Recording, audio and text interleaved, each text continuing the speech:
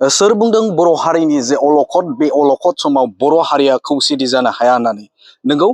दिनै मोनसे बर' हारिनि थाखाय मोनसे जारिमिनारि सान आरो जायखौ लानानै दिनै दुलाराय बर' फरायसा आफादनि जे बानजायनाय बे बानजायनायाव डिलिमिटेसन ड्राफ्टखौ लानानै मोनसे गेवलां सावरायनाय हाबाफारिया दा सम बरमा कलेजनि नब्लां बे नब्लाङाव जाबाय दङ। थारैनो बर' माहारिनि जे गोबां आफादफोर गासै मोन 20टा आफाद, बे आफादा दिनै खौसे जादों। मख'नो गोनांदि बे हाबाफारियावनो बाहागो लादों बर' हारिनि जे मैखोम मोननै राजखान्थि हान्जा BPF आरो UPPL राजखान्थि हान्जाया। थारैनो जोङो बाख्नायनांगोन, थारैनो जों बुंनांगोन जे बर' हारिनि गेजेराव अलखद जे सम, बे समखोन्दोखौ लानानै दिनै नैबे बर'मानि बाक्सा जिल्लानि बेन्दोङाव थानाय बर'मानि जे अडिट'रियाम थामहिनबा नब्लाङाव बे सावरायनाय हाबाफारिया जाबाय थादों आरो जों बेवहाय मोनथिनो मोन्दों गासै मोन 20टा आफादफोरा बेवहाय बाहागो लादों। बर' थुनलाइ आफादनिफ्राय लानानै दुलाराय बर' फरायसा आफाद आरो लोगोसेनो बेवहाय बर' हारिमु आफाद, बर' गुदि फोरोंगिरि आफाद, लोगोसेनो बेवहाय बाहागो लानो हादों हारिमु आफाद आरो बेवहाय बिसा गोबां आफादफोरानो दुलाराय बर' फरायसा आफादनि जे लेंथुमनाय, बे लेंथुमनायाव दिनैनि हाबाफारिया दासान्दि नैबे बरमा कलेजनि जे नब्लांनि जे नब्लां, बे नब्लाङाव जाबाय थादों आरो थारैनो दिनैनि जे सावरायलायनायनि गेजेरजोंनो हयथ' फैबाय थानाय समाव जे डिलिमिटेसन ड्राफ्ट, बे ड्राफ्टनि सायाव जे गोख्रों बिथांखि, बे बिथांखिखौ लागोन होननानै जोंनिसिम बे समाव खौरां सफैदों आरो थारैनो बेवहाय अदालगुरि लकसभा जाथारनांगौ, थामहिनबा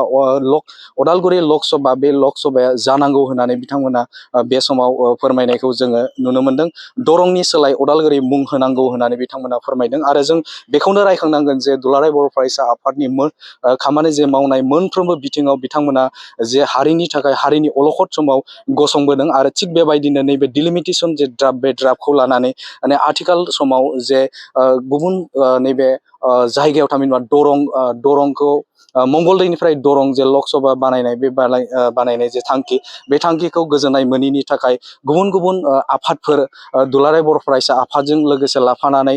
राजखान्थियारि आफाद UPPL आरो BPF मैखोमै गुबुन गुबुन जायगाफोराव सोमावसारनाय हाबाफारि, बे हाबाफारिखौ लाबाय थानायखौ जों नुनो मोनदों आरो बेनिनो नैबे समाव दिनै दुलाराय बर' फरायसा आफादनि जे मोनसे बाख्नायजाथाव हाबाफारिनि गेजेरजों थामहिनबा बिथांमोननि जे लेंथुमनाय, बे लेंथुमनायाव गासै बर' हारिनि मोनफ्रोमबो आफाद, बै आफादफोरा खौसेयै फैनानै दिनै बर'मानि जे नब्लां बा कलेजनि जे नब्लां, बे नब्लाङाव सावरायनाय हाबाफारिया दासिम सोलिबाय थादों आरो बेनिफ्रायनो जों आसा खालामनो हायो जे बर' हारिनि जे मोनफ्रोमबो आफादफोरा ज' जानानै, खौसे जानानै मोनसे थांखि, बे थांखि बायदियै जे अदालगुरिखौ लकसभा खालामनांगौ बा गोदानै लकसभा फोसावनांगौ, बे फोसावनांगौ जे थांखि, बे थांखियाव गासैबो थियैनो थागोन आरो बे समाव जों बेखौ मिजिंथिनो हायो जे फैबाय थानाय समाव जे बिथांमोननि जे थांखि, बे थांखिया फैबाय थानाय समाव जे जाफुंसारगोन, बेखौ जों मिजिंथिनो हायो आरो बेखौनो रायखांगोन जों जे दिनैनि साना मोनसे जारिमिनारि सान आरो बे जारिमिनारि सान हिसाबाव जे बर' हारिनि जे आफादफोर, बे आफादफोरा खौसे जानायखौ नुनो मोनदों। नोंथांमोननो बड'लेण्ड बुब्लिनि गेजेरजों आं राकेश रामसियारि नोंथांमोननो बे समाव फोरमायबाय। गोजोन्थों। सोलोंथाइ बोसोर 2023-24 नि थाखाय फरायसाफोरनो गोदानै मुं थिसननाय लानानै फैदों क'क्राझारनि डक्टर सभा ब्रह्म मिउजिक आरो फाइन आर्ट्स कलेजआ। क'क्राझार सोहोरजों नांजाबनाय हाब्रुबारियाव थानाय बिटिआरनि गंसेल' डक्टर सभा ब्रह्म मिउजिक आरो फाइन आर्ट्स सरकारि कलेजआव दायो फरायसाफोरनि गोदानै मुं थिसननाया अनलाइननि गेजेरजों सोलिगासिनो। फरायसाफोरा क'क्राझार मिउजिक एन्ड फाइन आर्ट्स.in वेबसाइटआव थांनानै मुंखौ थिसननो हागोन। 12 थाखो उथ्रिसारनाय फरायसाफोरा bachelor of fine arts, bachelor of music आयदानि थाखाय मुं थिसननो हागोन।